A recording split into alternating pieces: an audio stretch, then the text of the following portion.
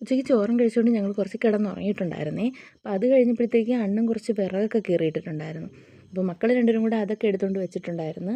പിന്നെ തുണിയൊക്കെ കഴുകി ഉണക്കാനിട്ടിരുന്നു, അതൊക്കെ പറക്കി കൊണ്ടുവന്ന് വെച്ച് മുറ്റമൊക്കെ തൂക്കാനുണ്ടായിരുന്നു. അതൊക്കെ കഴിഞ്ഞപ്പോഴത്തേക്കും മക്കൾക്ക് എനിക്കൊന്ന് ചെറുതായിട്ട് വിശക്കാൻ തുടങ്ങി. അപ്പോൾ എന്തെങ്കിലും ഉണ്ടാക്കാമെന്ന് വിചാരിച്ച് നോക്കിയപ്പോഴത്തേക്കും കുറച്ച് റവ ഇരിപ്പുണ്ടായിരുന്നു.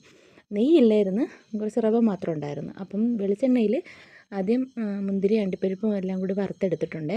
അതിൽ റവയിട്ട് ഒന്ന് വറുത്തെടുത്തതിന് ശേഷം കുറച്ച് മഞ്ഞൾപ്പൊടിയും കൂടി ചേർത്ത് കുറച്ച് വെള്ളം ഒഴിച്ച് നന്നായിട്ട് വേവിച്ചെടുത്തിട്ടുണ്ട്. വേവിച്ചൊരു ചെറിയ കട്ടിയുള്ള പരുവത്തിലാക്കി എടുത്തപ്പോഴത്തേക്കും അണ്ടിപ്പരിപ്പും മുന്തിരിയും കൂടെ അതിൻ്റെ കൂടെ ചേർത്തിട്ടുണ്ടായിരുന്നേ. കുറച്ച് പഞ്ചസാരയും കൂടി ചേർത്തിട്ടുണ്ടായിരുന്നു. പഞ്ചസാര അങ്ങനെ ഒരുപാട് ചേർത്തില്ല, കുറച്ചൊരു ചെറിയൊരു മധുരത്തിന് മാത്രം ചേർത്തിട്ടുണ്ടായിരുന്നു. എന്നിട്ട് അത് ഞാനും വല്യമ്മയും അപ്പൂസും ദേവുട്ടിയും കൂടെ കഴിച്ചിട്ടുണ്ട്. അണ്ണൻ പുറത്ത് പോയേക്കാണ്, തിരിച്ച് വന്നിട്ട് അണ്ണനും കൂടെ കൊടുക്കും.